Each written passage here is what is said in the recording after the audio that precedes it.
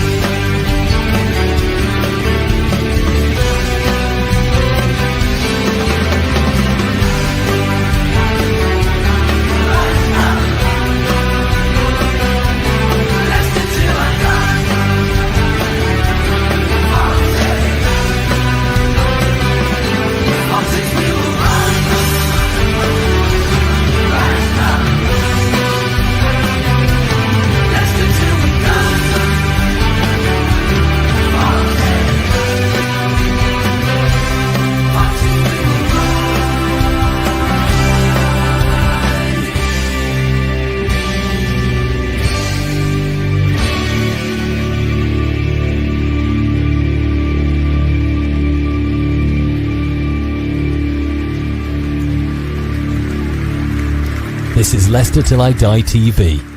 Watch and subscribe on YouTube and listen on your podcast platform.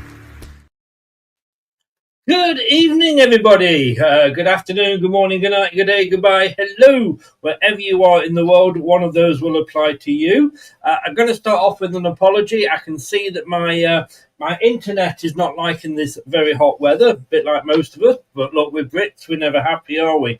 Thank you very much for joining us. This is LTID TV. If you are in the chat, then please do join in. Your comments, as you can see there, will come up in the bottom right-hand corner. And if you are watching on catch-up, please add your comments and thoughts in the description below.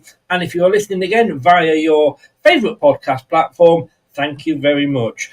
We've already got a few people in that were in before the chat started showing. Heafy is in. He said, "Hi, Chris. Read a report about Leicester after Xavi Calm. Heart sort, then read on." Sorry, get it now. Sorry, read on. It was Xavi Calm. QPR's number 2. Yeah, apparently we're after him as well. Clibo's in. Hi, Clibo. How you doing, mate? The warm-up show for later on tonight. Spencer, evening, Spencer. How you doing? Will Marty be bringing Doc with him? I tell you what, I would love when Leicester City, right? If you're watching, whoever does Leicester City socials, you are missing a trick if you do not have Marti Cifuentes, when he is announced as our Leicester manager, turning up at Seagrave in a DeLorean. If you don't do that, you are missing a trick. Let me tell you that, because it first feel like we're going back to the future a little bit. Hi again, Ray. How you doing? Busy time on Leicester City fan channels. Yes, it is. And Ray, hi Ray. How you doing? Josh and Amanda as well. Now, we have got Ollie in with us from Up the R's. We've got Craig, who's been travelling the world and is now back. But before we start, I actually just want to play you this, and I don't want to get the guys' comments on this. If you listen to TalkSport and you have your views on that, I'm sure. Obviously, we're part of the TalkSport fan network, so I'm always going to sort of say good things about them. They do let us use their clips. Simon Jordan. He doesn't hold back, does he?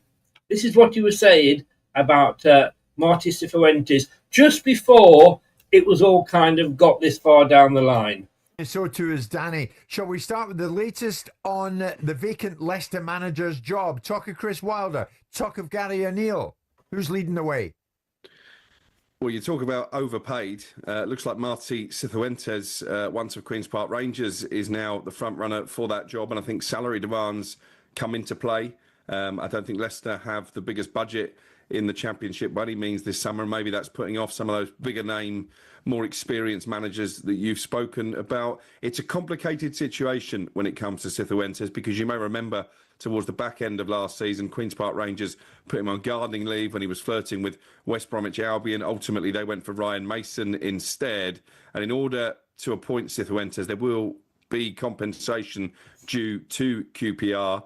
I was told yesterday that Cifuentes is willing to dig into his own pocket to pay at least part of that compensation. Now, he can't do that direct. It would have to come from Leicester City should they want to appoint Cifuentes, but there isn't anything stopping Cifuentes making a contribution to Leicester. So I say this one is complicated, but it does appear like Cifuentes is a front runner, if not the front runner now. And you could understand why Leicester are attracted to him. I think he plays the type of football they want to bring in. He's willing to work with a young team. And I think Leicester are going to have to do that, dip into some of their young players, because, as I say, PSR-wise, they're not in a great position. And, of course, there's still this threat of a points deduction from the EFL hanging over their heads. Be an interesting turn of events, that, Simon. And he's a disloyal rodent. Say again? And he's a disloyal rodent. A rodent? Yeah, That's no way to talk about Crookie. I'm not talking about Crookie. In no way would I compare Crookie to a rodent. It might be some other animal I compared him to. Why but is not he a a rodent. disloyal rodent? Because if you're at Queen's Park Rangers and you're batting your eyelids at other people and wanting to get out the door and creating situations like that, then you have an element of disloyalty about you, don't you? Hence the reasons why he was put into a situation where he was consequenced by QPR. So you have to price that into the equation. I mean, if indeed he's going to make a contribution towards it, I imagine they'll pay him less of a salary. So rather than him having to pony up any money, it'll be taken out of his upside, which is the salary he'll be getting at Leicester if indeed they want him. Well, a disloyal rodent. You got to say, it's never boring listening to Simon Jordan.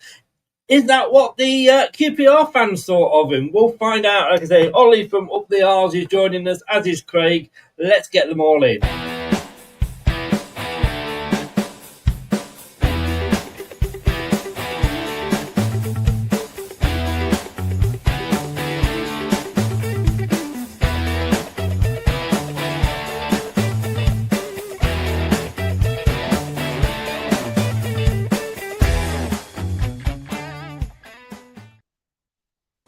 Good evening, gentlemen. First of all, Craig, welcome back from your travels, mate. Good evening. Nice to see you all. Well, to see you, Chris, and to be with you all again. Brilliant. And Ollie from Up the R's. Unfortunately, he's away on business, so he can't use his camera. But welcome along, Ollie. Thank you very much for joining us. No worries at all, mate. I've got to ask you, let's dive into it. Like we say, Simon Jordan, he's never slow in coming forward, is he? Hate him or love him, he does start and stir the conversation. A disloyal rodent. Now, obviously, you know, you're at the club where he batted his eyelids, as he said, at West Brom. Is that how you see him? No, I think it's a harsh way to describe him. I think when you look at the success that he had in his first season with us, and you know he decided to stay despite there being options for him. I think he showed loyalty. Obviously, we talk. You know, he mentioned fluttering his eyelids. You know, it was all rumours, I think, and you know, obviously West Brom was a conversation that happened in February, reportedly. And you know, ultimately, it's part and parcel of football. If a job comes up where the money is significantly better, which it likely would have been at West Brom, then there's nothing wrong with a conversation. And for me, you know, in terms of loyalty, I wouldn't question his loyalty with us. You know, he's got a past of leaving clubs fairly early into his tenure, and that could definitely be a question mark. But no, I think Simon Jordan's certainly gone a bit over the top with his explanation of him there. As he does. And I guess, Ollie, there's always that case of there's always somebody bigger out there. You know, even if whether you're a player or a manager, you know, was it Trent Alexander-Arnold who went to Real Madrid from Liverpool? And Liverpool, let's be honest with you, probably the biggest club in the country at the moment. So there's always that sort of movement up. Do you, as a QPR fan, look at Leicester and think, you know, do you think of us as a big club? Yeah, no, 100%. I mean, you just need to look at what you've achieved in recent years to know that it is, you know, a big move. And I think it's a flattering move for him. You know, I'm not a deluded fan that's going to sit here and say that, you know, we're a much bigger club, because, you know, we're not.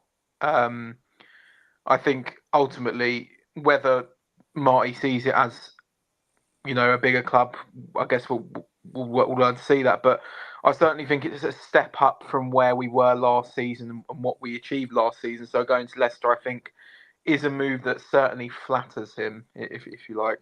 Yes. Craig, I say welcome back, mate. I've not spoken to you since all this broke. I mean, I've been doing literally on Monday, I think I was doing a show on Sean Dyche, Tuesday on Gary O'Neill. If it's Wednesday, it must be Brussels, as they say. What's your take? I mean, is this an appointment that excites you? Because we did a show yesterday afternoon with Tom, and we were looking at these, when we got relegated and then Enzo came in. Yeah. That was what we needed. That gave us that buzz because we'd got relegated. We were on our knees. We weren't expecting it. At least this time we knew it was coming. And the Enzo appointment sort of really galvanised us as fans. And we were saying that of all the links, Gary O'Neill was a complete, uninspiring choice. But does this guy excite you? Are you happy with him? Just touching on Simon Jordan first before we get on to that. It happens in football all the time, doesn't it? I'm sure that Arsenal, had their representatives talk to Thomas Frank's representative to see if they, not Arsenal, sorry, wherever he's gone, Spurs. Yeah. I'm sure that, their representatives were in touch, seeing if you'd fancy it. Obviously you would. It's a much bigger thing. But this happens in football all the time with managers, players. I can understand him calling him, disloyal. Do you need to go that far to call him a rodent? I mean, it's just Simon Jordan, isn't it? I mean, he works with them. Am I excited by Cifuentes? Probably more so than some of the other candidates that were put forward. I think this is an appointment that points to them wanting to get back towards more of a Maresca ball type of play. And I think it's important, as we touched on before, that you have someone who is playing a style of football that is going to be optimized throughout the football club. So all the age ranges are playing the same way, so that when they come through, it's not a big shock to get to the first team. You should know what's expected of you. And I think with Dyche and Wilder, I know they would have adapted, based on the players that they have at their disposal. But their method and style of football is certainly more direct than the likes of Cifuentes, even O'Neill, but Maresca, like to play a bit more football. So I think it was important that they chose that type of manager. Danny Roll was another one. I'm not sure whether Wilder and Dyche were ever really front runners. I guess you have to do your due diligence and have a chat with those managers who are available. But I'm quite pleased that they've gone down this route. And from what I remember of Cifuentes, I know we beat them heavily in the cup last season, I think it was. But up to then, I'd been quite impressed with him. He doesn't mind having a flair player in there, because I think he got Ilias chair and he got the best out of him. And if I remember rightly, there's some very clever set pieces as well. So I think he's a forward-thinking manager. I'm hoping that the one negative is he doesn't come across as overly confident, should we say. Maresca is overly confident, and it's whether he's going to be a little bit too quiet. The one thing that I think helps him is the fact that Jamie Vardy isn't there, and that big voice in the dressing room. And I think that gives him the opportunity to have his own voice. And I just hope that he's big enough for the club, if that makes sense. I haven't got any doubts on his ability, his tactical ability. It's whether his personality is up to it.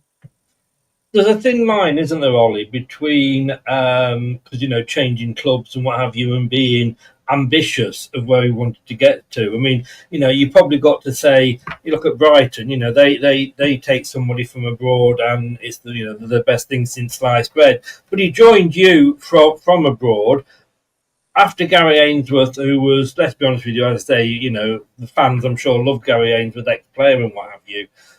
But Gareth Ainsworth, get my teeth in. Gareth Ainsworth left you in a bit of a mess. And this is the kind of situation that Cifuentes is going to come in at Leicester.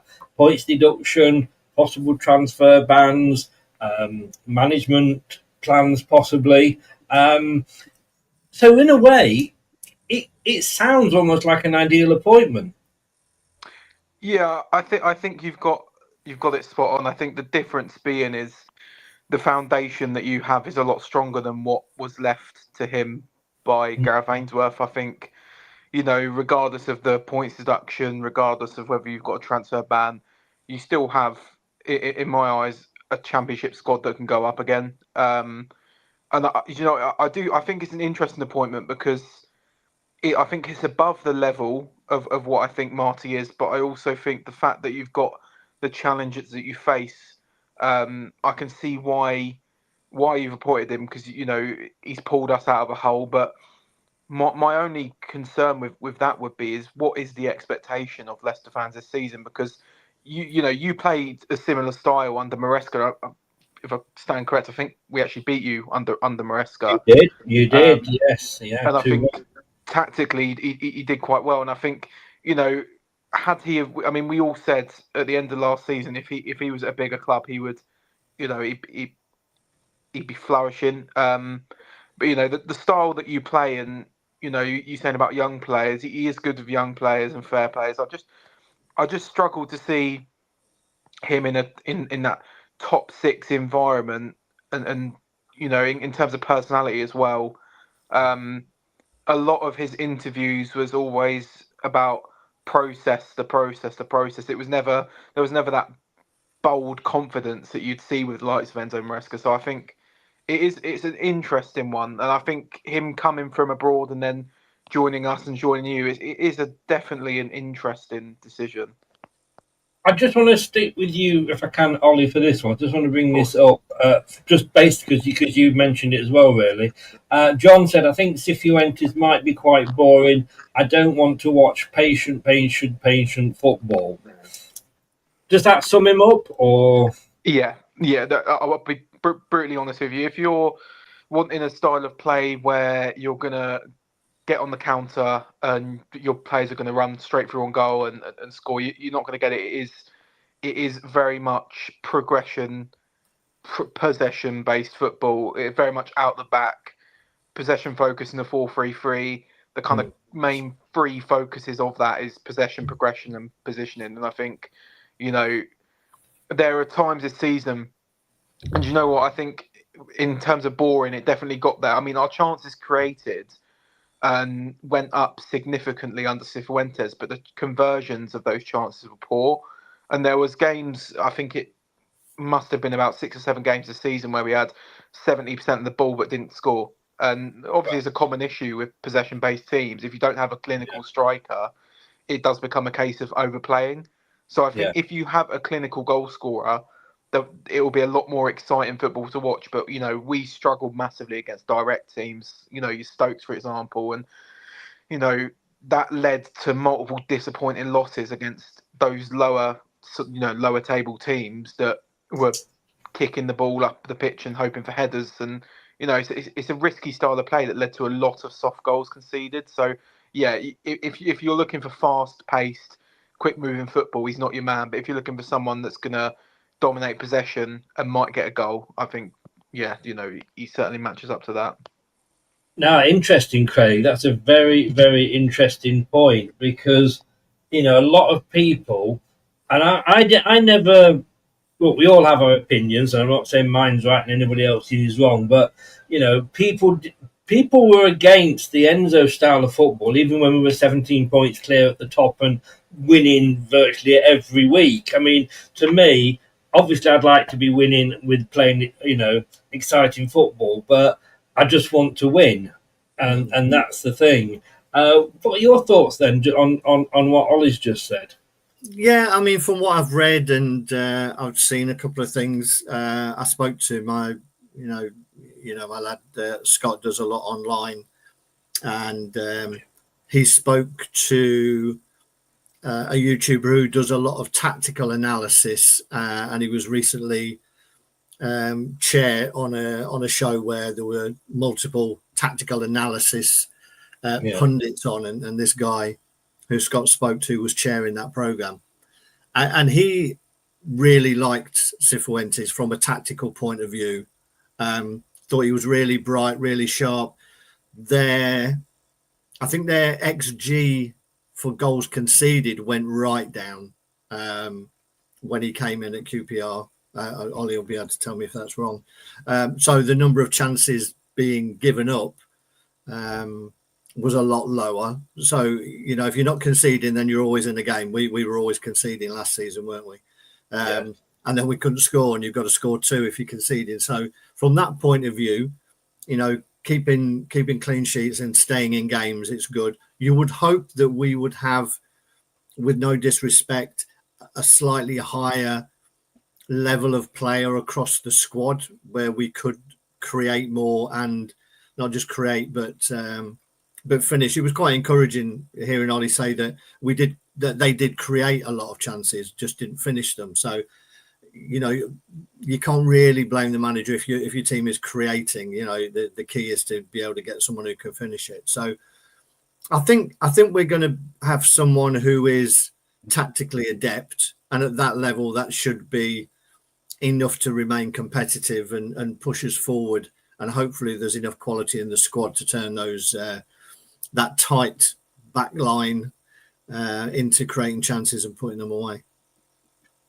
I mean, Ray said there, in other words, winning football in the Championship. John said, great, I'll bring a book to every match.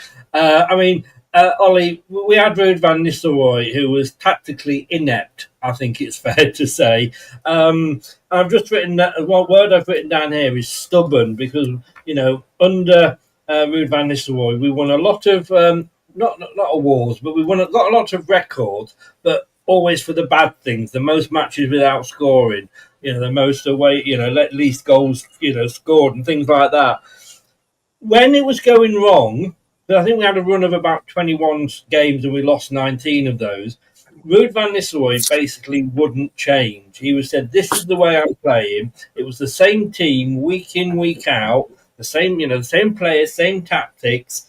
And it's like they're saying it's a sign of insanity, trying the same thing over and over again and hoping for a different outcome. Is Cifuentes one of those that will look at something and go, this isn't working, I need a plan B? And did he have a plan B? So the stubborn comment certainly raised alarm bells in my head, because that is the one word that I would say certainly to describe him. I think, you know, you just need to look at when we started the season, you know, the season, season just gone rather, you know, we went 13 games without a win, and then we picked it up, and then we went 12 games without a win. And during that loss period and the period of no wins, there wasn't many changes. It was the same starting lineup every week, starting players who aren't performing. And for me, one of the main things that a lot of QPR fans would agree with, the problem with subs, you know, it was stubborn to the point where we get to the 70th minute being, you know, 1-0 down, and rather than bring on an attacker, he'd wait till 70 minutes, bit too late, and bring on a CDM. And I think that was the big problem is, you know, there was no plan B. You know, if it wasn't working, it became direct and it became difficult. And when we started to change up our style, it improved.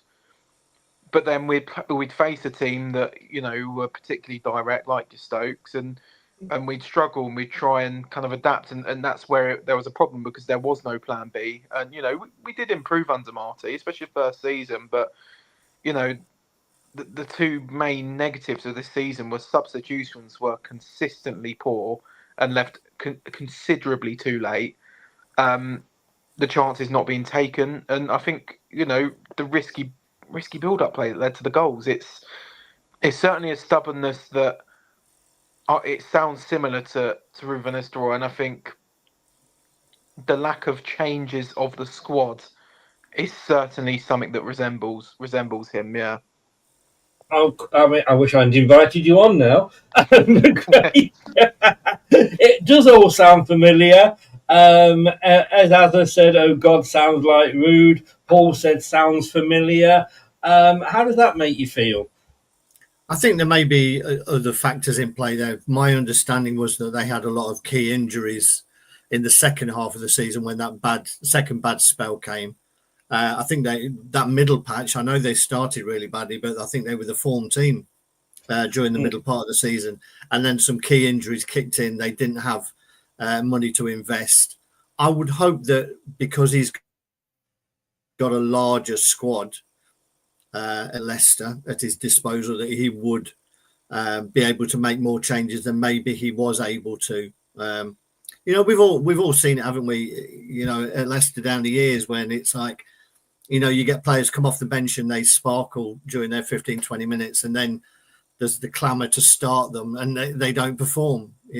Some players are better coming off the bench, and others are, are good for 70 minutes from the start. The key is, and I think, you could put this argument against half a dozen of the last managers that we've had in terms of making progressive changes during the game to alter the result of a game. And I think, Maresca was just the same in that, very often. And Brendan as well.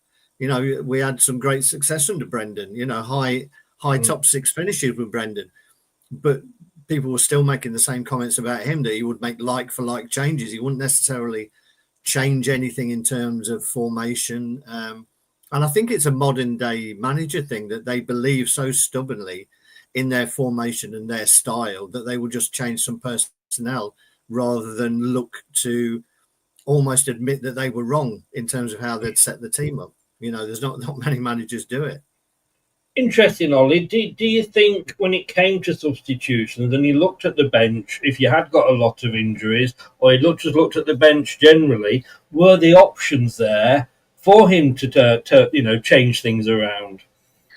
Well, I think it's a bit of both, really. There was stages where we had attacking options, but they weren't used. But then, obviously, there were a lot of injuries mid-season. You're right. But there was a point where we had no fit strikers, and for me, when you have no fit strikers, the first thing you do is go to your development squad and players that are on the bench week in, week out. We had a young striker called Emerson Sutton, who was consistently on the bench. Ryan Colley consistently on the bench.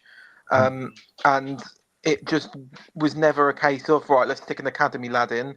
It's their opportunities to shine. There was none of that. And I think that is where we got frustrated, because for me, sticking a right winger like Paul Smith up top, when you've got about 4 or 5 development squad strikers available to just, have an opportunity, I think that's what certainly frustrated us. But, it obviously has a mix of injuries. And I think, had we had the squad the size of Leicester's, we certainly would have done better. And I think, we might have seen more positive changes. But again, there was a stubbornness to stick an academy player in, which for me was really disappointing, especially when we had no fit strikers. I mean, just to stick with you, Ollie, on that point, because next season we've got a lot of youngsters that are showing potential. I mean, you can see there our training ground is finally the tree we planted, 4 or 5 years ago is now starting to sort of bear fruit. And we are excited about the youngsters that are there. But we've said this about probably our past 4 or 5 managers. Is like, are they good with the youth? Steve Cooper, he was the England under-17 manager that won a trophy, and he never played the youth once. So are you saying that he won't dip into that pond? Because really, when we're looking at the youth players, they are better than a lot of the senior players. Yeah, I know what you mean. No, I think it depends quite just how good the youth players are. I think a prime example is that player that I mentioned a minute ago, Ryan Colley, who is deemed one of the most talented players at the club. It came out the other day that when we got his contract extended, there were the likes of Lyon and Lille and all these French clubs in for him, big teams. But he couldn't make our starting 11, and, he'd get a 10-minute cameo. And I think our problem was that we know how good he is, but we're not getting that from Cifuentes. And it's not just a case of the fans overrating the player. It's a case of everyone at the club is very clear how good he was, but he still didn't get the time. And for me, when you've got a player that's shining and really wants to get in that starting 11 that can do a job, he came on and he done a brilliant job when he got his cameo earlier in the season. And there was a reluctance to use him. But in terms of academy academy players. Then you've got the other side who, a prime example is Kieran Morgan, who, he's signed as an 18-year-old from Tottenham, who, was meant to go in the development squad. And he ended up coming into the side, scoring on his debut, and then playing over 20 games that season. So it depends how good they are, I think. But, Kieran Morgan is a great example of where he can really bring someone in and help them doing good. And, I know it seems like a negative way of thinking, but I think there is certainly positives in the youth side of things because of what he's done with likes of Morgan. And, overall, in terms of young talent, if the talent is there, I do believe he will use it. I think for him it was simply, how can I put it? It was simply a case of, I need to use whatever I have to try and scrape a win when we're on these big loss streaks. I was going to say that. I mean, give me your thoughts on that, Craig. I mean, hopefully we won't be in the position, although it depends on obviously how many points we've got, where he's too scared to play the youngsters because he feels that the older players will maybe sort of have a better chance of winning and keeping us out the bottom three. But it's sounding more and more like Rude Mark too. I think it's a familiar story from managers who are under pressure, that they almost play it safe, even if it results in poor results, that they try and be overprotective. I feel a lot of managers, and don't want to throw youngsters into a struggling team. I won't say losing team, but a team that's desperately trying to get a result, get a win, as Ollie said, in terms of QPR last season, for trying to get out of a losing streak or a non-winning streak. And there seems to be that almost fatherly protection of not wanting to throw youngsters in. But I cannot believe that we've had conversations with potential managers where that hasn't been to the forefront. That we're not going to have a big transfer budget. We have this crop of youngsters. We want someone who's going to get the best out of them, who's going to be able to blood them, to give them minutes, along with as many of the more experienced players as we've still got, that you can start bringing through some of the youth. I can't believe that hasn't been at the forefront of every conversation. So you would expect that he's said that he's willing to do so. Whether he actually does so, is proofs in the pudding, I guess. El Bazza says there it was surely put in his contract to play the youth. I don't think they'd put something like that in the contract. It's like putting in the contract, you've got to play Bilal because he's our best player. And then he goes on a run of bad form and he doesn't want to pick him, and he's still got to pick him. Ollie, look, we've had a look at some of the problems with Cifuentes, oh God, I can't say his name. Cifuentes. We'll call him Marti. Yeah, it's a lot easier. But let's be honest with you. He we said, touched on it earlier. He came in when you were on your knees as a club. You were second from bottom. I know we struggled to beat you in the first game at your place. I think it was 2-1 to us there, and then you did us 2-1 in the return. But you were down there. You were on your way down. You were really, and no disrespect here, you were where you deserved to be, I think, with your performances and what have you. And he came in and he got you to 18th, with 56 points. So he must have been doing something right. Yeah, no, I think it's easy to look at the negatives after a manager's left. But the positives were there. When he come in, by the end of the season in his first year, we were the second best form team in the league behind Leeds. So, he got us winning games. And whether that was because of him or whether that was because of the fact that it was just a broken club under Gareth Ainsworth, we don't know. But I think, there are positives to Marti Cifuentes. He has a clear tactical identity.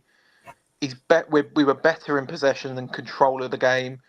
We had high pressing games with purpose. You can high press and have no purpose and end up losing the ball, but there was purpose. And, even the position of our players, we played in like a triangle in the midfield and it worked really well. And, you have to put in player development as well. Because, as you mentioned earlier, Elliott's Chair, perfect example. He's been doing it in the Championship for years and years now, but the form he found under Cifuentes was brilliant, and even somehow revived Chris Willock for a bit before he left. But I think he increased the confidence and the belief in the squad. I think it's easy as a QPR fan, and likewise a QPR player that sit there, sees himself 6 points from safety, has no confidence and belief. And when you've got someone like Marti that comes in, starts winning you games, it kind of comes back. And defensively we improved a lot since his arrival, and this is over the 2 seasons. We have the second lowest defensive XG in the league, which is, it's a really, really good stat to have for a team that was sat down in, 22nd, I think, when he came in. So, oh God, we need that with our defence so much. Yeah, I mean, one of the things that I think is important is you've got right back and the left back that can adapt, because, for us, our most important player this season was Jimmy Dunn, who, transformed into this goal scoring, assisting machine at right back. And, he got 7 goals and assists last season, which, this is a very sluggish centre back that's been moved to right back, filled in, done an incredible job. So 100%, I think if you have the right back and the left back that are able to kind of get up the pitch and cause issues, you'll be all right. But he gets the best out of defences, and I think, I'm not sure who your centre halves, that you've got left, but if you've got one that's a left footer, or you've got one that's particularly good in the ball, you'll certainly get the best out of them. That was some good news, Craig, at last. And I've got to say, he's nothing if not consistent, Marty, because, like I say, first season, 56 points, got you to safety. Second season, 56 points again. So he is consistent. Before I come on to that defensive thing, Craig, Tony said, is he better than Steve Cooper? I mean, time will tell. But Steve Cooper, I think, was an ends to a means of trying to keep us up when we were expecting this points deduction and what have you, and he might do. I don't think you'd look at Steve Cooper and go, that's a manager we can put in and build something with. But I think with Marty, I think you can. Yeah, I don't think we'll ever know the answer to that question, sadly, because he wasn't given long enough. You can only think that there was other things going on behind the scenes with Cooper for him to go after, 13 games, something like that. Anyway, there was other things, because the results and the performances didn't necessarily warrant his dismissal. I don't think we were in games. He was someone who would try and change things. He wasn't scared of throwing attackers on and going to try and win games rather than just eke out a point.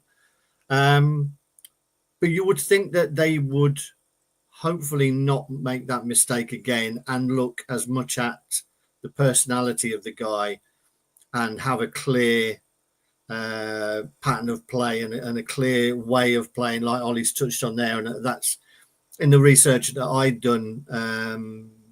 It looks that's the way he does like, from what I've seen, an inverted fullback as well, just as Maresca did. So, if he's got Ricardo at his disposal, then there's an ideal player for that. So I think structurally he's probably more sound than Cooper, where you thought with Cooper it was a little bit of, I'm just going to try anything and try and get a result. And the trouble is, I don't think anybody ever warmed to Cooper, and that was a problem, And if you're not getting the results when you've come out and said one thing, me and Kate were at a pre-season thing with Steve Cooper, where he said he wasn't going to change much, and then he changed virtually everything. He dropped players who we thought were good and brought in his old guard. And if you're not getting results from that, then the fans are going to turn, the players are going to turn. So I would hope that Cifuentes having a set style of play and a set vision that fits more with what we had under Maresca. You may see Winks coming back into the fold. You may see Vestergaard taking up his old spot if we're looking to play out from the back. So I would think that you would probably see something a little bit more organised than under Cooper. And I just hope, as I say, that his personality is big enough, because he comes across as a bit of a quiet guy. Yeah, that was one of the things that was put against Steve Cooper, wasn't it? Yeah. But Craig, just sticking with you, we do need this defence sorting out, don't we? Yeah, definitely. And as I say, I mentioned it right at the top of the programme that I'd seen that the XG was really low for QPR. That, you know, that older, more stubborn and old-fashioned managers such as Dyche, such as Allardyce, you know, always have said that you build from the back, you keep clean sheets and you build from there, you know. And if you've got better players in front of that back four, then hopefully you can make those transitions quicker and with more quality. But the key is to not give away silly, stupid goals and just stay in a game. So someone who's got some defensive organisation and stability would be ideal for us, I think. Ollie, I've got to say, I'm looking at and I'm looking online, so you know how right that cannot be sometimes. It's got here that his preferred formation, which is obviously the most popular one, 4-2-3-1. Is that his style? Yeah, you 4-3-3, 4-2-3-1. He likes his midfielders. You know, he likes his midfielders and his attackers to be almost constantly on each other's toes. I think that was something that we noticed a lot last season. Is, you know, if Chair was running down the wing, you'd have Kieran Morgan within a few feet of him to play the ball. That is his style. And as you said, fullbacks are an absolute, they're monster reliability in that formation.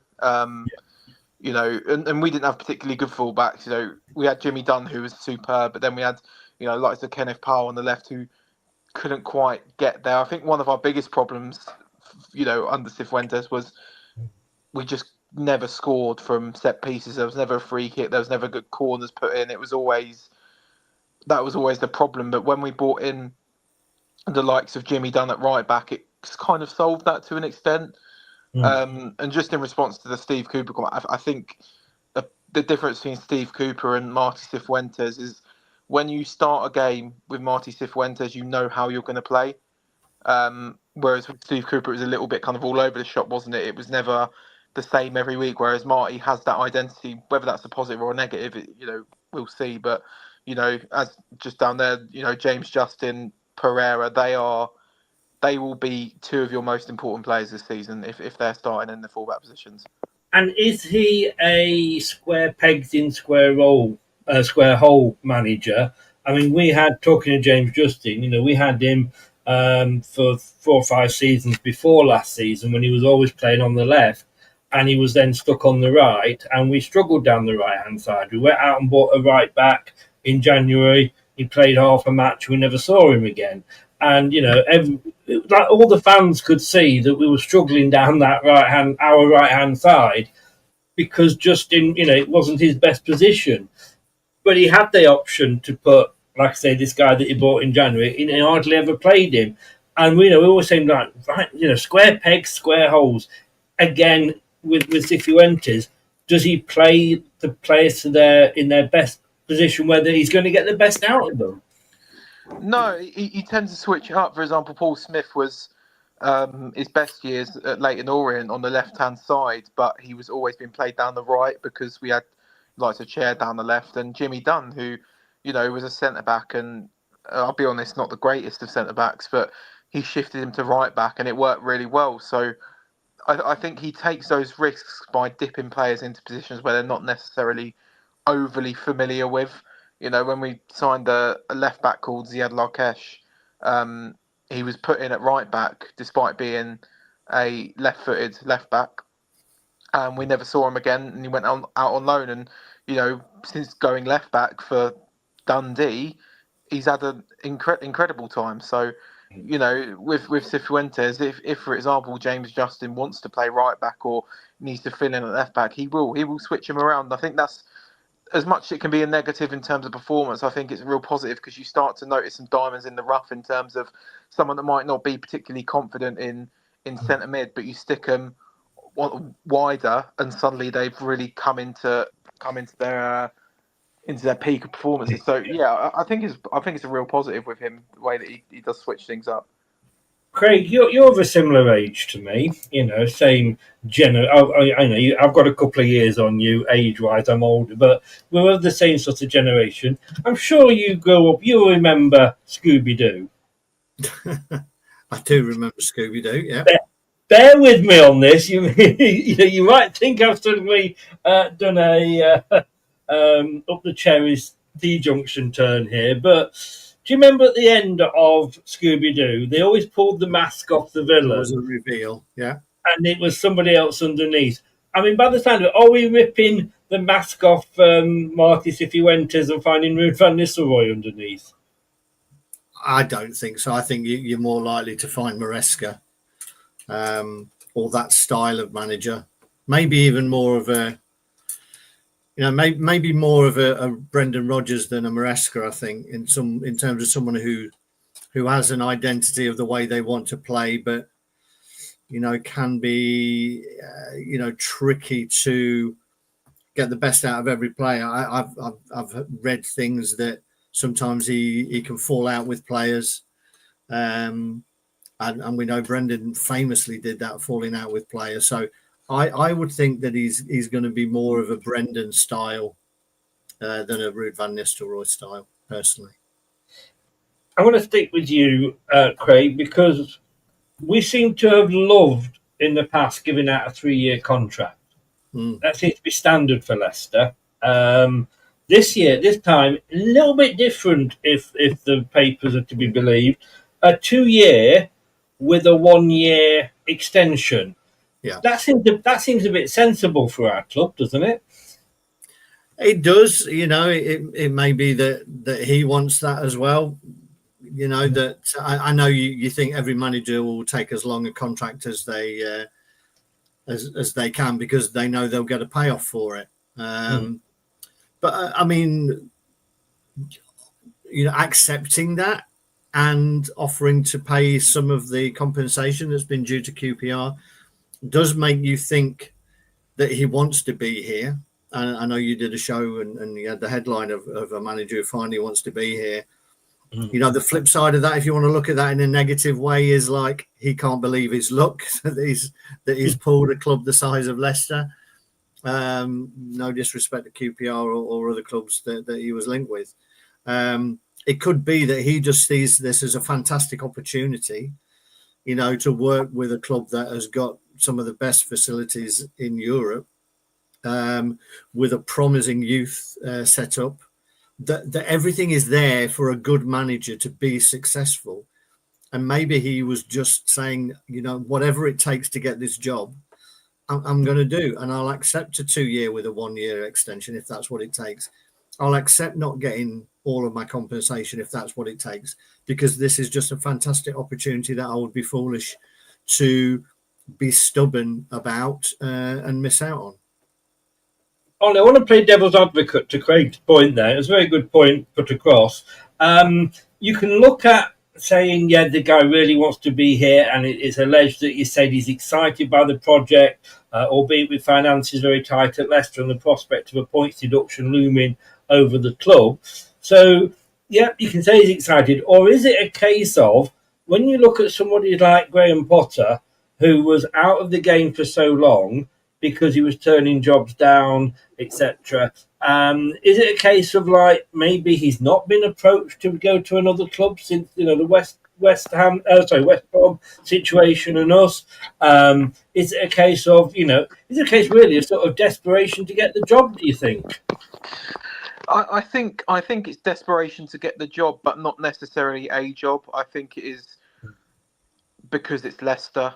It's West Brom, as much as they are a bigger club, they're not that far ahead of us in terms of what we can do. Granted, they're a big club, but Leicester in the Championship is a big fish in a small pond, and I think from my view, Cifuentes saw that and wanted the opportunity straight away, because ultimately, regardless of points deductions this season, transfer bans, at Leicester you've got a club that will invest. They will be back, and a club the size of Leicester with the financial backing that you will have likely after the PSR problems. They're always going to be up there. They're always going to be in the conversation, and I think for him it's probably his closest and potentially last opportunity to get to the Premier League. He's a fairly young manager, so I might be jumping the gun a bit with that, but I think maybe desperation for this job specifically because he knows how big of a chance it is and how lucky he is. Because how many managers get put on gardening leave or leave QPR and end up getting a job with a big club like Leicester? It's not, it's not common. I would probably say the last one was a certain Mr. Holloway. Yeah, we won't go down that route, unfortunately. But sorry, carry on. No, I was just going to say, I think all things considered, I do think it's a good move for both parties. I think with it feels like you're sort of going back to basics in terms of, to be honest, I didn't like the Ruud van Nistelrooy appointment initially. I think that was a bit of a mistake. Obviously, hindsight's an easy thing to do, but yeah, I think with Marti, you've got a manager that's been with one of the best performing teams in the league consistently over that first 6 months of him being here, and that sounds stupid coming from a team that were in a relegation zone, but second in the form table. You've got a club like Leicester who already have the players that can achieve it. I think it's a move that it's either going to go one way or two way. It'll either be gone by December or he'll take you up within a few seasons. It's literally going to be one or the other. We are slowly turning into the Blue Watford here. This will be our sixth appointment in 2 seasons or something. Yeah. I'm going to let you go, Ollie, and thank you so much for coming on. And everybody, please do go over and check out Up the R's on X and YouTube. Let me ask you this then, Ollie. If Marti was still your manager now, going into the new season, would you be happy? No, I think, and it's not a reflection of his abilities and what he can do. It's more a case of, I think we reached that point where he'd lost the dressing room, and I think it's in the no news from someone that a lot of the reason why Jimmy Dunn signed the contract was because Marti left, which kind of resonates with the Brendan Rodgers comment. But I'm really happy with our new manager, to be honest. I think I see that as progression. I think with Marti, we probably would have been doing the same this season as we were last season. But in terms of Leicester, I do think it is a good appointment and he can do his best there. Well, look, thank you very much. I like QPR. I think they're a nice little club, and I wish you all the best for the coming season. Obviously not when you play us. But that goes without saying. But thank you so much. I know, like I say, you were on a business trip, so appreciate you giving up the time, and thank you for coming on. No worries at all. Good luck for the season. And the links are in the description as well, by the way. So thanks very much, Ollie. Thanks a lot. Cheers. Now, I'm going to let Ollie go because obviously I want to sort of discuss now if I can find where it all is. Look, you've heard Ollie there going through what he's been saying. Have you changed your thoughts on Cifuentes at all? Not really. I think, he's probably just confirmed some of my thoughts that, clear vision on how he wants his teams to play. A high press, solid at the back, possession based, but the doubts there about whether his personality is big enough and he can hold a dressing room together over a long period of time. And really, that everything that Ollie said has just played into that. So no, I think this day and age, it appears that, there's so much power with players. It's difficult if you lose 2 or 3 players and 2 or 3 really influential players, then your days are numbered as a manager these days, sadly. there's few and far between, big enough characters who can do it and who would be backed by the board over the players, backed to get rid of players who they don't want. And the board have to, if the board are making this appointment, the board have to back him. And I don't just mean financially, I mean in keeping players that he wants to keep, getting rid of players that he doesn't want. You've got to do that, particularly at the start. You've got to back him. You can't say, we're going to sell this player from under you, or no, you've got to keep him and you've got to work with him. We pay him a lot of money. He needs to be in the squad. In fairness, we backed Steve Cooper, didn't we? Whether we like the players he bought or not, and that's a definite argument. We did actually back him. You could argue we didn't back Rude, but then again, the one player we did get, he never bloody played. Yeah. So, it's a tricky one. They're almost in a lose-lose situation, because of the size of club we are and the expectation that's around us. We're expected to be challenging or at least around the playoffs. So that's almost like the minimum. So anything below that, and there's going to come, pressure's going to come, on the board, on the manager. I just hope that, he can hit the ground running with at least a clear vision of how we want to play, and he gets the fans excited. I know he sounds defensively minded and structured, but I've also heard and read that, he does like quick transition play. He does like to press high up the pitch. There's quite a long piece on YouTube where he's on a program where he's talking tactically about how he likes the coach's report. I think it is, isn't it? Yeah. So there's quite a bit out there, on him for people to go and find and look up and get a bit more of an idea about the player. I think if you go on my Twitter, I think I've retweeted a couple of those things, so you can go there and take a look. But as I say, I'm pleased it's a more forward-thinking appointment rather than what I would perceive to be a backwards one in terms of Dyche or Wilder. But we'll see. I'm just going to see. I have saved it somewhere. Let me just try and find it, and then I want to just bring a few points up that you have mentioned during the show. Here it is. So like I say, yesterday lunchtime I did a show with Tom, and we discussed, like I say, not the actual sort of players, so not sort of not the manager as in is it the one we want, whatever. It's how excited is going to get us, because like I said, when we were down on our knees when we got relegated last time, Maresca came in. And because of where he'd come from, and he'd been, just won the Champions League and was holding the cup, 6 days before he signed for us, sprinkled with pep dust, we were all getting excited, and it's probably what we needed at the time. If we're on our knees then, we're on our arse now, and I don't think the likes of Gary O'Neill would have got us. But we did do this. You might find it hard to see, so I will talk you through it there. But those are the managers that.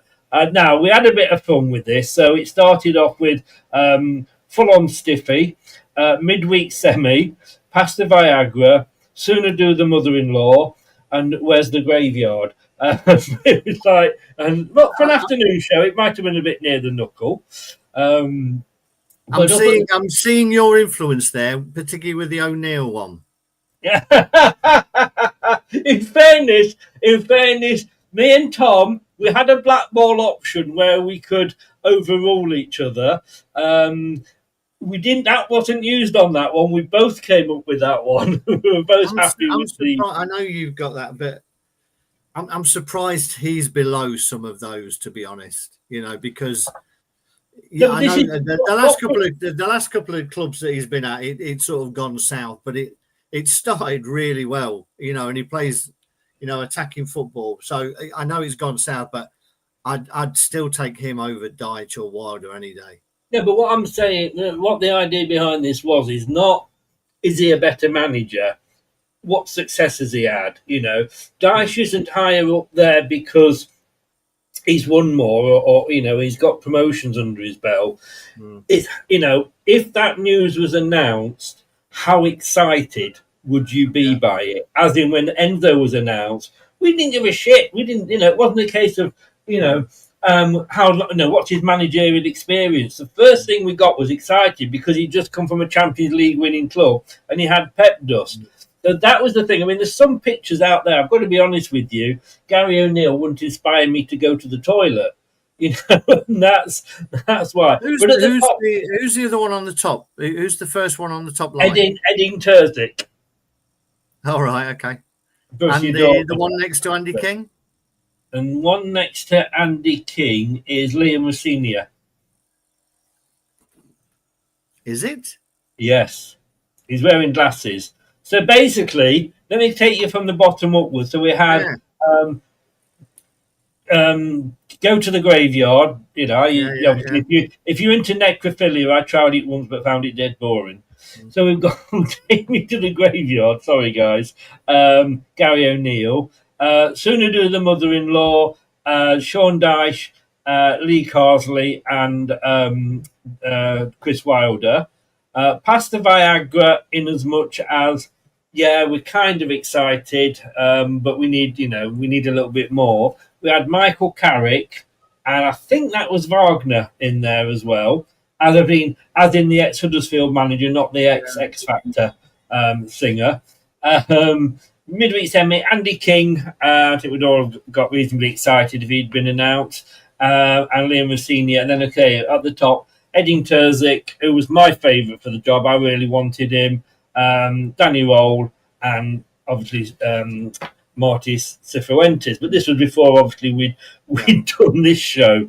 Maybe a little bit of my influence on one or two of those. I did blackball Tom once.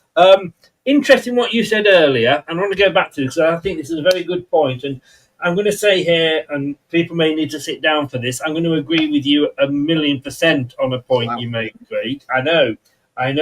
You said earlier the best thing that could probably happen to this guy coming in is the fact that Jamie Vardy's not there. Yeah. That, to me, is so true. Now, we're already starting. Apparently, we tried to get a striker from somewhere that is not going to come for whatever reason. I mean, at the moment, no manager. I think all these rumours are a little bit off the chop. But the thing that the headline was, the new Jamie Vardy turns down Leicester City. For God's sake, if we're going to start calling everyone the new Jamie Vardy, how many new Riyad Mahrez's did we get? You put an albatross around the neck. But look, he had tops here. We know that. There's no doubt he had tops here. And I think it was very much a situation like, do you remember, what's that film about Clough at Leeds? Yes, I know the one you mean. You know the one I mean? I can't think of what it's called. Somebody will tell us in the chat. And by the way, in the chat, tell us, having listened to Ollie, what do you think? Are you still happy with this appointment? Get your thoughts in the chat. But I'm sure if Jamie Vardy... The Damned United. That's it, yes, thank you. Well done, sir. Well done. Your memory's not quite as old as mine. But, yeah, I think if Top sort of... He would have had a chat with Jamie at the training ground when he turned up at the training ground, and Top, Jamie might say, "Can I have a word, boss?" And you know what? It's not particularly going well under Cooper. The players aren't very keen. And, of course, years ago, it would have been a case of get on with it. Yeah. But now, and I think I agree with you. I think that he's gone. He was the last from the title-winning team. So we always had that kudos around him. So I think it's better, like you said, he's coming in without Jamie Vardy. Yeah, definitely. I think you can argue that he would have still been able to offer something in the Championship. Whether his motivation would have been the same to do it again in the Championship, I'm not sure. Yeah. The fact that he still thinks he can do it in the Premier League for some team shows where his thinking is. So I think having that level of an icon and an ego around the place would be very difficult for anybody coming in. You know, it took the likes of someone like Maresca, who is confident beyond belief, to get Jamie to do what he wanted him to do. So I think it's definitely a big thing. There's still some big, you know, characters there. Whether he's in the team or not, you just get the feeling that Vestergaard can be trouble. I'm sure he's not the only one. There's two or three there, but then he's got the likes of Ricardo, who I would hope he utilises that experience and that calm head to be as one of his lieutenants, as it were. I really hope that he keeps Andy King as part of that first team coaching staff as well. 100%, I think that's really important to be that bridge between the younger players. You know, someone who is that bridge back to the championship, the league winning team, but also with one eye on, okay, this guy's got a 2-year contract. We have an option for a third year. By that point, will Andy be ready to take over? You know, will he be there ready to step in? So I would hope that he sees him as a benefit rather than a threat. You know, because some managers will do that as well. They won't allow threats to be too close to the first team if they think they've got a chance of taking their position. But I would hope that he's bright enough to see that would be a good appointment from a PR perspective, you know, with the fans as much as anything. Well, let me take you back to when Claudio came in, right? No, I mean, I still claim my claim to fame is the fact that I said Claudio would be a good appointment. I haven't got one right since then, I have to say, but that's why I always go back to that one. But when he came in, yes, he brought his own number 2 in, but he also had Craig Shakespeare.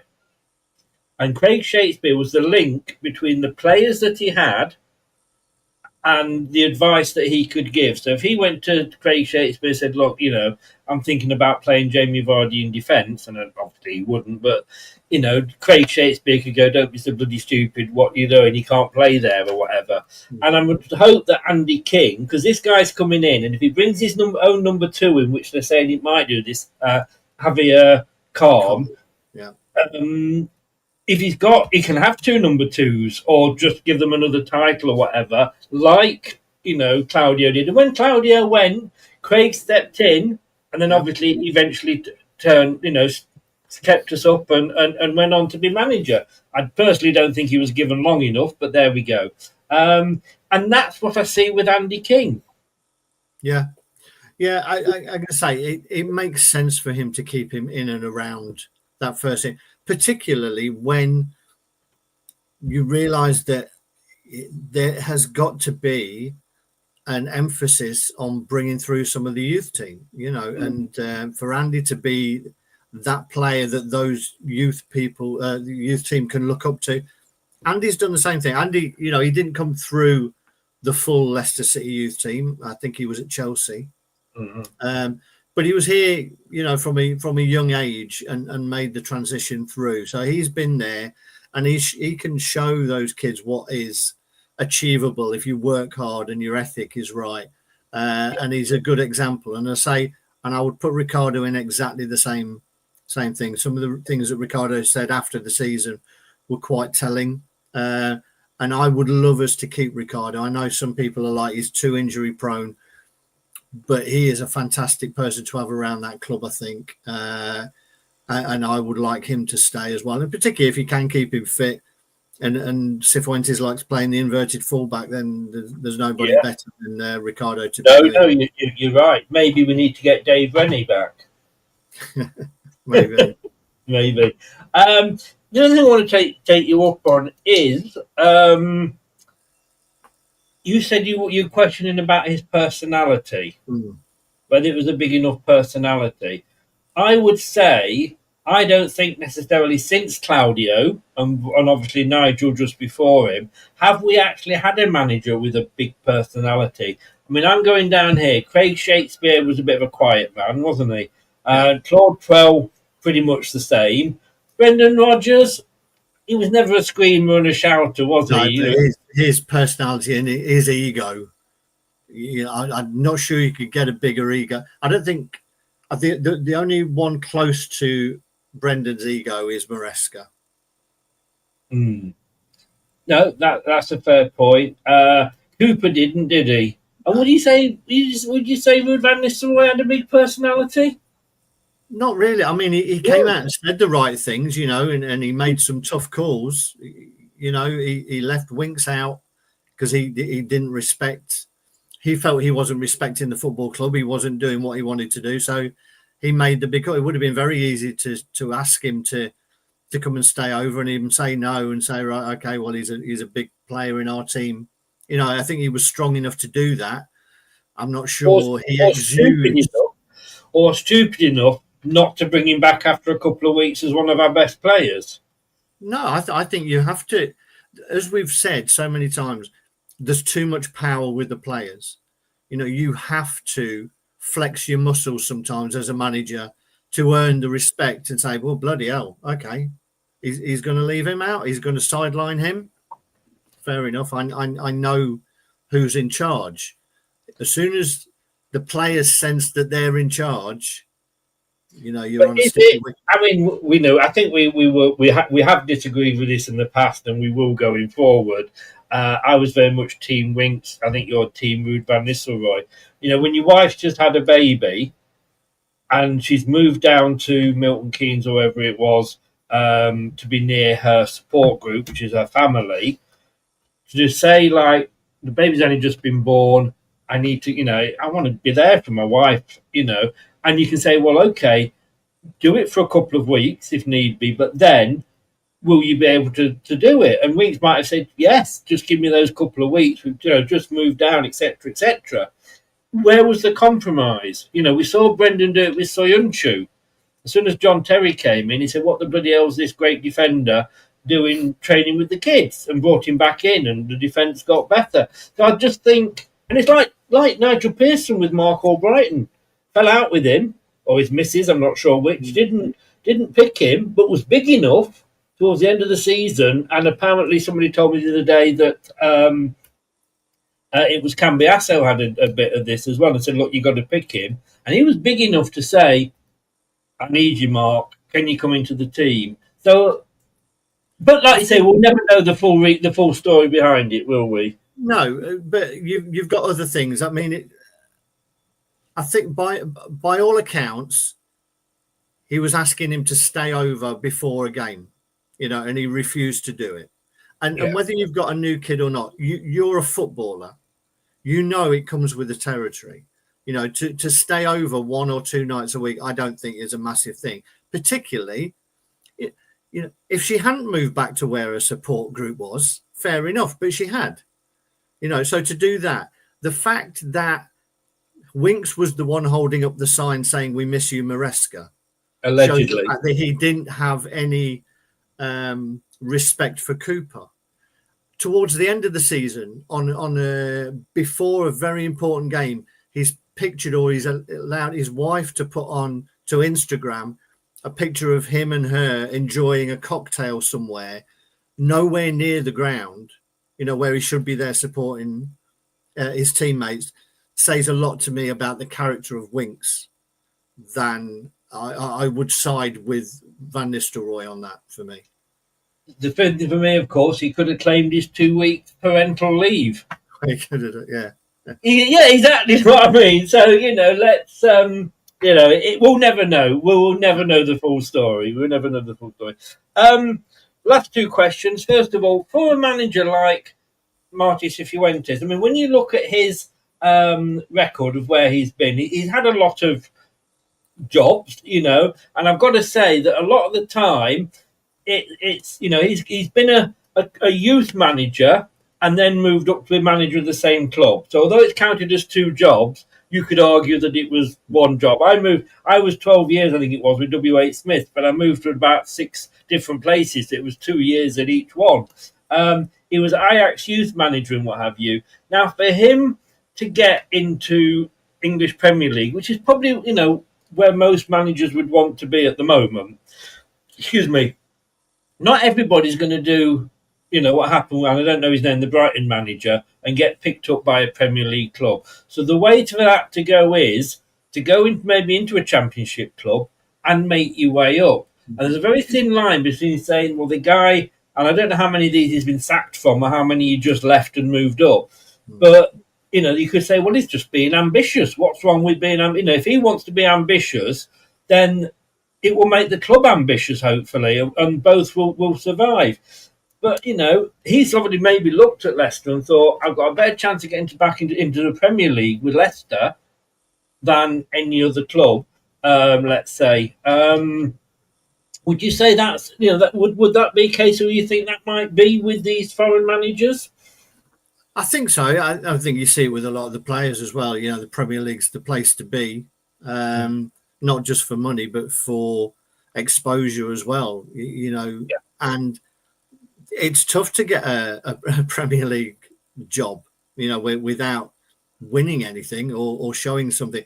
Even if you've won a lot, it's few and far between the managers who will get a job straight into the Premier League. So your best chance is by building a team. And if you're building your own team, that team will respect you a lot more than if you've come out from the outside. And the prime example I would suggest is Thomas Frank. And I can see a lot of similarities here in terms of, I don't think either of them have had professional footballing careers. But they've been students of the game and they've built teams and tried to take them forward. Obviously, Frank did it with Brentford fantastically well and has now got the Spurs job. But he built that team from very low down and those players went with him on the journey. And I think that's the way that a lot of foreign managers will do it. And he's now, fallen on his feet here with Leicester City, I think, in terms of he has no excuses for not succeeding. I would say it's a strong statement, but if you're an ambitious manager, yes, you may get a points deduction. Yes, you may be hampered a little bit in terms of what you can spend in the market, but it's going to be better than what you had at QPR. You've got everything here to be a success, and if you are going to be a success as a manager, this is the place to do it. So if you're ambitious, you better make the most of this opportunity because, if you don't, your stock will fall pretty quickly. So he must believe in his own ability, I think, to take this job and see it as an opportunity to get to where he wants to be. Just double checking, no update on the website yet to confirm it. I mean, it would just be like we said earlier on the show it'd just be like Leicester to cock this up and we end up with O'Neill. But as well, everybody sort of saying, look, Michael said there his record is not good. When we took Martin O'Neill on, his record wasn't good. When we took on, I don't know, let me just go through some managers here. What was Enzo's record like when we took him on? 12 matches in charge of Parma and this active. Awful, yeah. Okay, you've got the likes of what was Claude Puel's, something like that, mate. You could argue that maybe didn't work out. But yes, Brendan Rodgers, but what had he actually won? Yeah, I think you've got it, like you do with players. You have to look at potential and look at the team that the player is in. You have to look at the players at the disposal of the manager. As the manager got the best out of those players, everybody was going crazy for Danny Roll. Now, I would make an argument that has he done anything more than Cifuentes? 100% no. Agree with you totally on that, Craig. So on both those, Roll was a front runner, and a lot of people were putting their hat in the ring and saying Roll is the guy that we want, purely based on the fact that he'd done a great job with a lack of resource. Cifuentes has done the same. Yeah, he's done a good job with a lack of resource.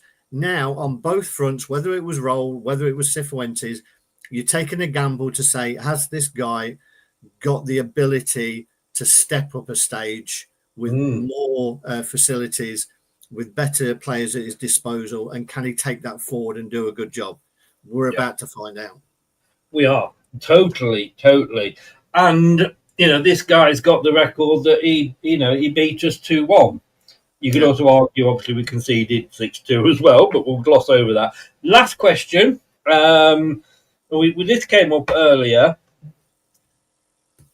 whether he's going to be called a head coach or whether he's going to be called a manager, should the choice of players be left to Marty, or should it be left to John Rudkin or the transfer board, Martin Glover?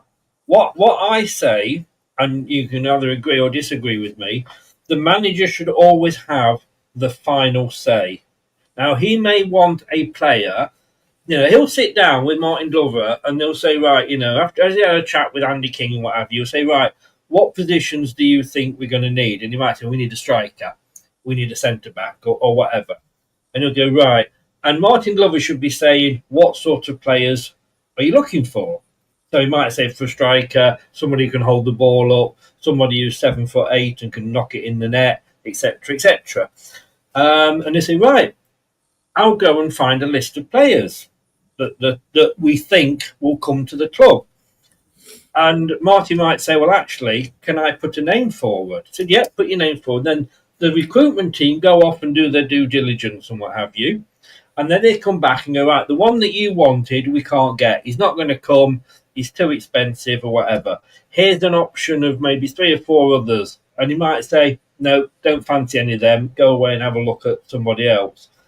And they'll go away, find someone, and they'll come back and he goes, oh, yeah, actually, he might be. But the final choice, the guy that has the final say, is this guy, because he's got to work with them. He's got to know that, that it's a good, there's no point in buying a player, Vestergaard and under Rodgers, that you're going to buy and then never play. So whatever his title is, would you agree that Marty has to have the final say on the players that come in? I think when it comes down to it, he probably does. It's there has to be a group of people, Rudkin, the manager, Martin Glover, all of those have to be in the conversation at the start, as you say, to identify the type of player that they want. And there's a lot more that comes into it from a football club like Leicester than there would be at a football club like Chelsea, for instance. Let's use them as an example, whereby very much the way that Brighton do it now, as we used to do it, you look at the potential of the player. Is he ready to perform now? Will he have a resale value that will be profitable, that allows us to then reinvest? That's what we were doing really well. So we would have said, right, I want a centre back. These are the criteria that I want. And we came up with Fofana, which fitted all of that. Pacey, confident, ball playing, but would have a resale value. And we went down that route. And for most of that, it worked out for us. The way he did it, that wasn't so good. But from an injuries point of view, which you can't plan for, from everything else, you would say that was a success. At the end of it, the manager at the time would have been presented with those 2 or 3 players and said, right, I think out of those, that's the one of the 3. And I think they have to fit the criteria there. There's no way you can force a player on a manager. No. There's no way that a manager can force the club to buy a player, or there shouldn't be. No, there should be some negotiation between. Michael Lee says here, the head of football has the final say about players. No, head of football, that we're talking John Rudkin. John Rudkin doesn't go out and pick players. He's not trained to do that. There's no way. He negotiates the wage. Yes, he has to as director of football. He also works to a budget that is set by Andrew Neville and Top. And if he needs more money, and he's probably gone to the manager and said, right, this is how much you've got to spend.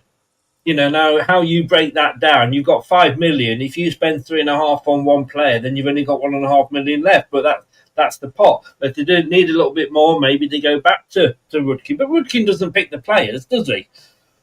No, I think there has to be a balance of the club wanting players at the club that they want and they see as fitting the vision of how they want to play all the way through.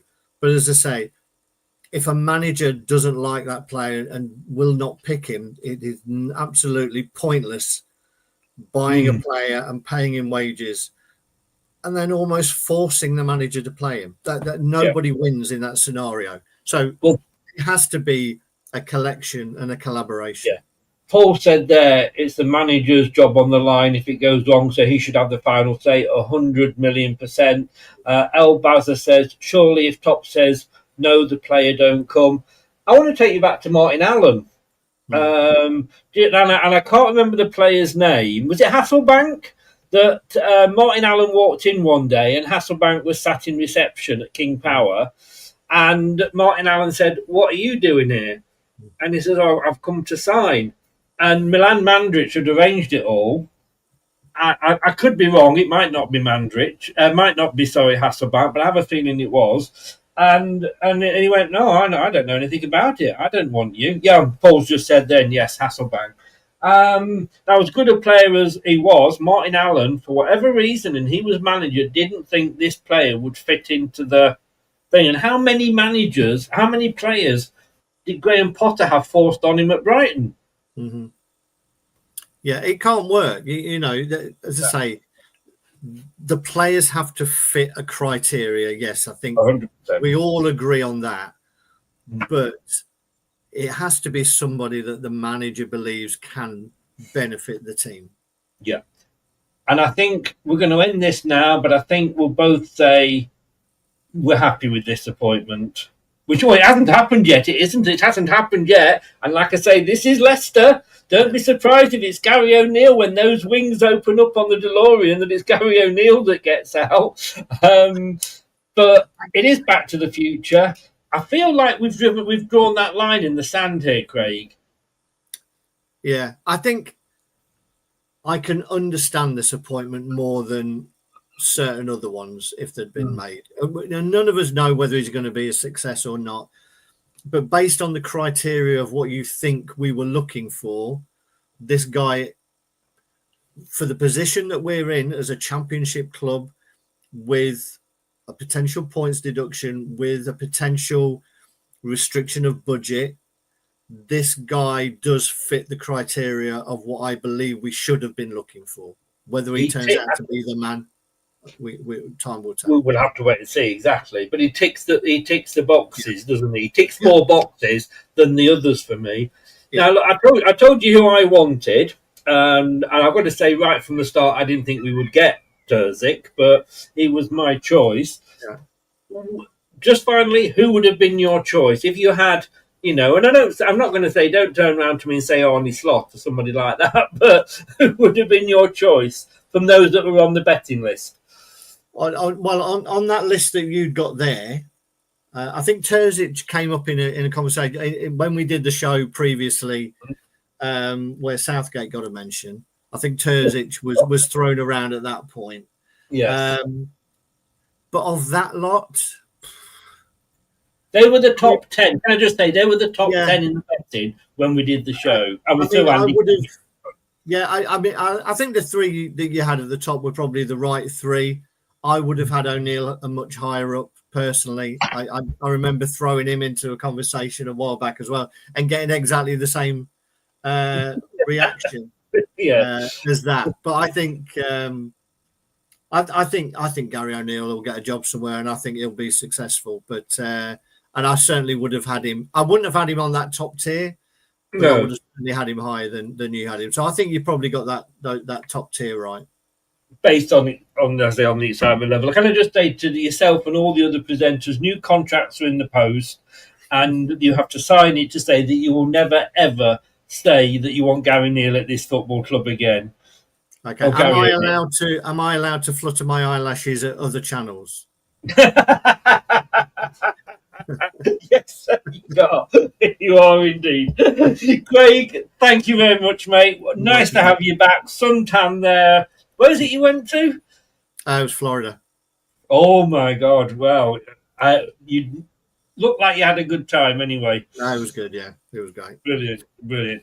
Thanks very much, mate. All the best, and we'll speak to you soon. Cheers. Thanks, Chris. Cheers, everyone. Thank you. Bye-bye. Thanks to Craig there. Sunny, full of sun from Florida, and why not? For those of you that can remember Cliff Mitchell-Moore, there we go. Guys, that's it. Please smash the likes button. It really helps the channel. Subscribe. That helps the channel as well.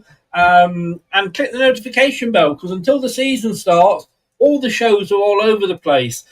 all that helps the channel. It really, really does. And thank you very much. And thank you to Ollie from I've got Up the R's. Check him out as well. Sounded a very sound guy. If you've been listening via your favourite podcast platform, thank you very much for lending me your ears. If you're watching it on catch up, put your details, any comments in the descriptions below. And if you've been listening via live, thank you for joining in the chat. And Craig, I'll catch you soon, Craig. Thank you very much, sir. That's it. I am back at 9:30 on Blue Tinted Glasses with the Late Show. Oh, the angry Aussie is in charge for that one, so it's going to get interesting. I better make sure I've got my football gear on. I'll see you then. If not, I'm sure we'll be back sometime tomorrow with another show. Looking forward to it. I've never been as busy as this week. Can't keep sacking managers. Can't keep up with it. All the best. Take care. Remember, like, share, subscribe, and click that notification bell. Good night. Thanks for watching. These videos are tremendous. You'd better like them too, or I'll be back. This podcast is proud to be part of the TalkSport Fan Network. TalkSport. Powered by fans. That will conclude this evening's entertainment.